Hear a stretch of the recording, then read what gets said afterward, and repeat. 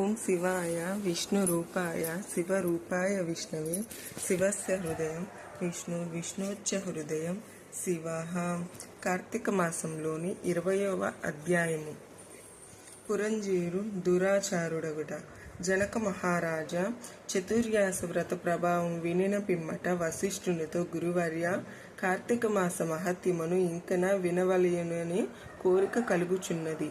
ఈ వ్రత మహత్యమును ఇంకను విశేషము గలవా? యమ సంశయము కూడా కలుగుచున్నది.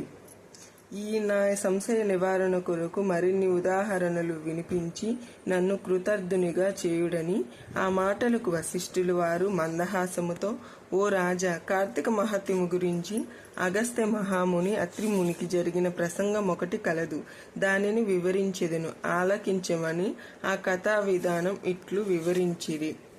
పూర్వజన్మకప్పుడు అగస్త్య మహర్షి అత్రి మహర్షిని గాంచి, ఓ అత్రిముని, నీవు విష్ణు అంశయందు పుట్టినావు.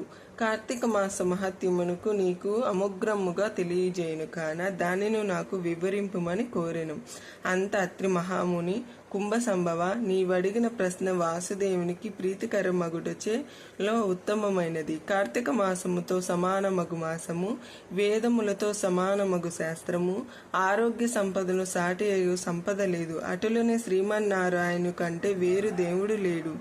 ఏ మానవుడైన కార్తీక మాసములో నదీ స్నానము చేసినను, శివకేశుల ఆలయం అందు దీపారాధన చేసినను, లేక దీపదానము చేసినను కలుగు ఫలితము అపారము.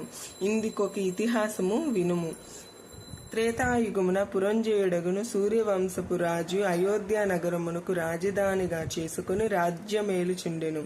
అతడు సమస్త శాస్త్రములు చదివి పట్టాభిషిక్తుడై న్యాయముగా రాజ్యపాలన చేసెను. ప్రజలకెట్టి ఆపదలు రాకుండా పాలించుచుండెను.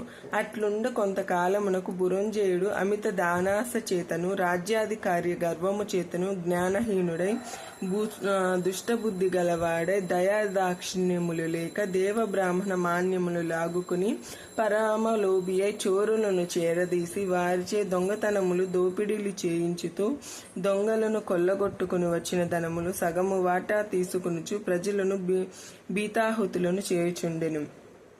ఇటుల కొంతకాలం జరగగా అతని దౌష్టములను నలుదిక్కలా వ్యాపించును. ఆ వార్త కంబోజ, టెంకన, కొంకణ, కళింగాది రాజుల చెవులబడినది.